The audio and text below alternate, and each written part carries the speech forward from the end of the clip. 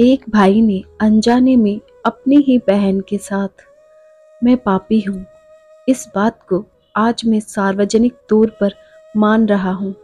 पिछले तकरीबन 40 साल से मैंने इस बात को अपने सीने में दफन कर रखा है, लेकिन अब जिंदगी की गाड़ी और आगे खिंचती नहीं लगती। बात उन दिनों की है जब मेरी जवानी उछाल मार रही थी। मैंने शहर के मशहूर समाजसेवी श्री सूरजमल ने सभा की अध्यक्षता की जैसी रिपोर्टिंग करते करते दिल्ली से निकलने वाली एडल्ट मैगजीन मचलता मन के लिए भी लिखना शुरू कर दिया था। यह मचलता मन ही मेरे पाप की जड़ है।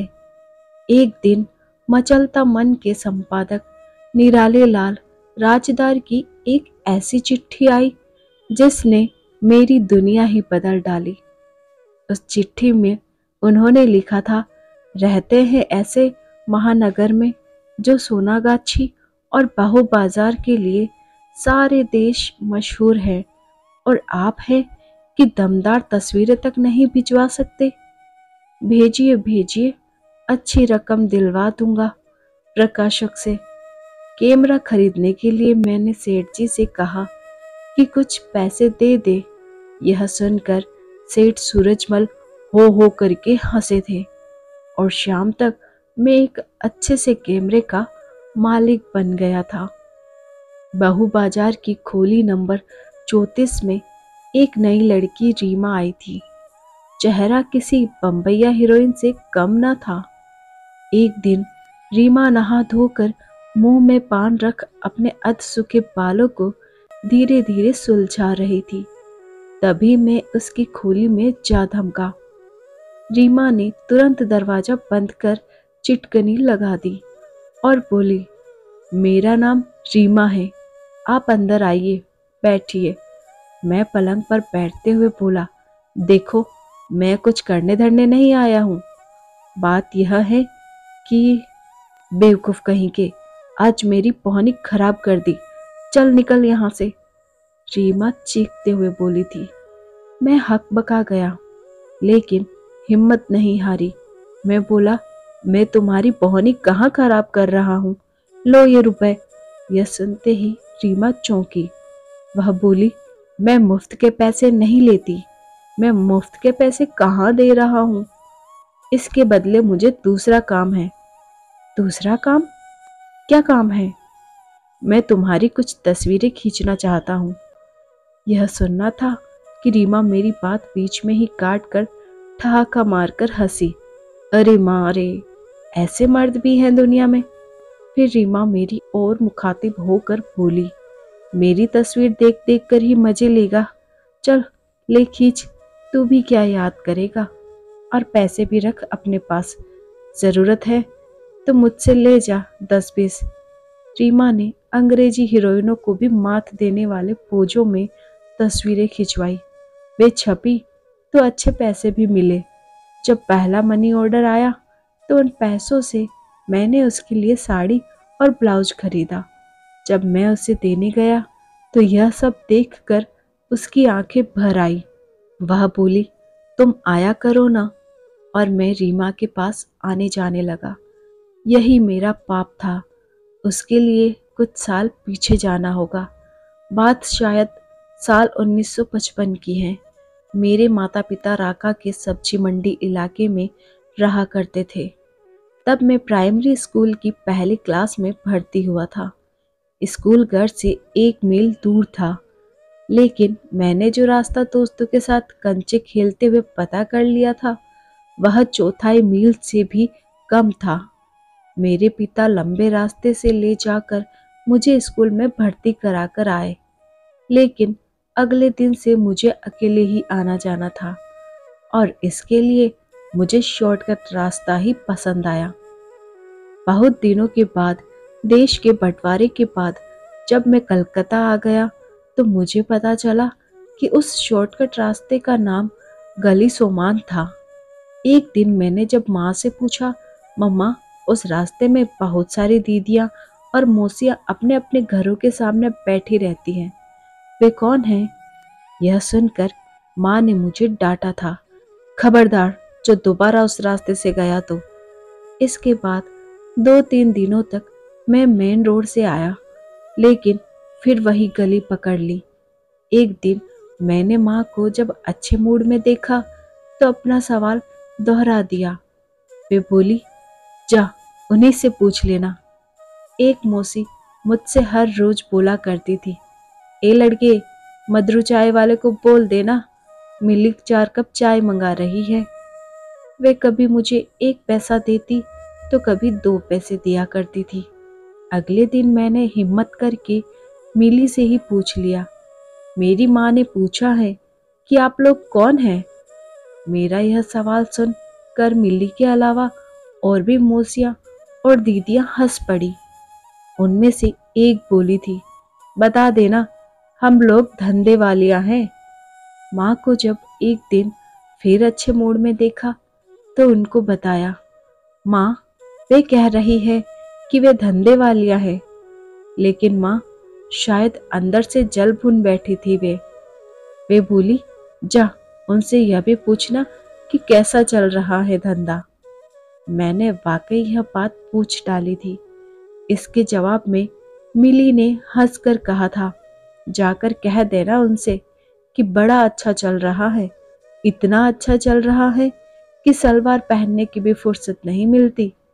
यह जवाब सुनकर माँ ने इतनी जोर से तमाचा मारा था कि गाल सूज जाने की वजह से मैं कई दिनों तक स्कूल नहीं जा पाया था।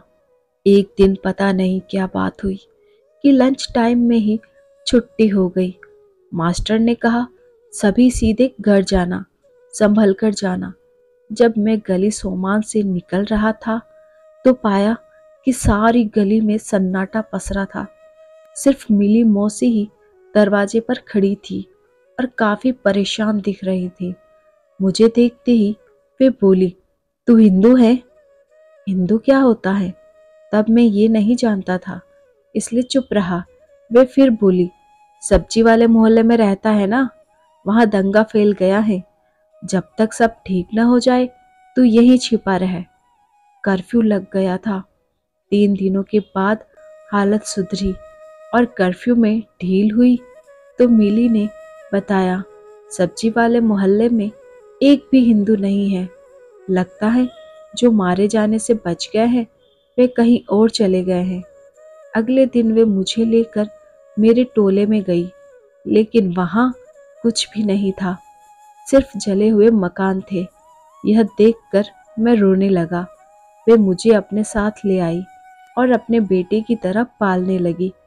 तकरीबन साल भर बाद की बात है। मैं गली में गुल्ली डंडा खेल रहा था, तभी कानों में आवाज आई, अरे मोनू, तू यहाँ है? ठीक तो है ना? तुझे कहाँ कहाँ नहीं ढूंढा। देखा कि मेरी माँ और पिता थे। पिता बोले, चल, देश आजाद हो गया है, हम लोगों को उस पार के बंगाल जाना है। तब तक मिली भी बाहर आ गई थी। उनकी आंखों में छिपे आंसुओं को सिर्फ मैंने ही महसूस किया था।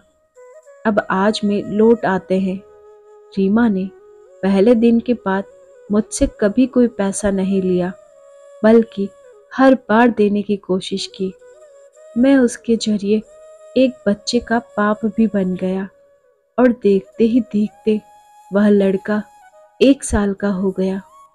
एक दिन दोपहर को उसके पास गया तो वह बोली, ऊपर से पेटी उतारना तो मेरी माँ ने मुझे चांदी के कंगन दिए थे, कहा था तेरा बच्चा होगा तो मेरी तरफ से उसे पहना देना।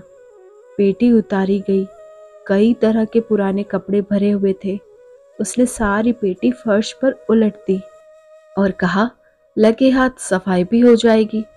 टंग के नीचे बिछाया गया अखबार उलटकर मैं पढ़ने लगा। तभी उसमें से एक तस्वीर निकलकर नीचे गिरी।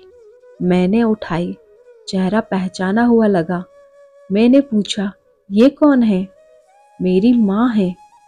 क्या तुम्हारी माँ सब्जी मंडी में रहती थी? मैंने चौंक कर पूछा। हाँ, तुमको कैसे मालूम? रीमा ताजुब से मुझे देखने लगी। मैंने पूछा, क्या तुम्हारी माँ का नाम मिली है? हाँ, लेकिन यह सब तुमको कैसे मालूम? रीमा की हैरानी बढ़ती जा रही थी, लेकिन उसके सवाल के जवाब में मैंने बहुत बड़ी बेवकूफ़ी कर दी। मैंने जोश में आकर बता दिया, मैं भी सब्जी मंडी का हूँ। बचपन में तुम्हारी माँ ने मुझे अपने बेटे की तरह पाला था। यह सुनना था कि रीमा का चेहरा सफ़ेद हो गया। उस दिन के बाद से रीमा गुमसुम सी रहने लगी थी। एक दिन वह बोली, भाई बहन होकर हम लोगों ने यह क्या कर डाला, कैसे होगा प्रायश्चित? पर इसका कोई जवाब होता तब ना मैं उसको देता। कुछ दिनों बाद मुझे हिसार में अपने गांव जाना पड़ गया। तकरीबन 1 महीने बाद मैं लौटा तो पता चला कि रीमा ने फांसी लगाकर खुदकुशी कर ली थी। हमारा बेटा कहाँ गया, इसका पता नहीं चल पाया। अनजाने में हो गए पाप का रीमा ने तो जान देकर प्रायश्चित कर लिया था, लेकिन मैं बुज़दिल उस पाप को आज तक ढो रहा हूँ। मेरे घर के पास ही अमीरचंद रहता था। वह टैक्सी ड्राइवर था। वह एक अच्छा शायर भी था।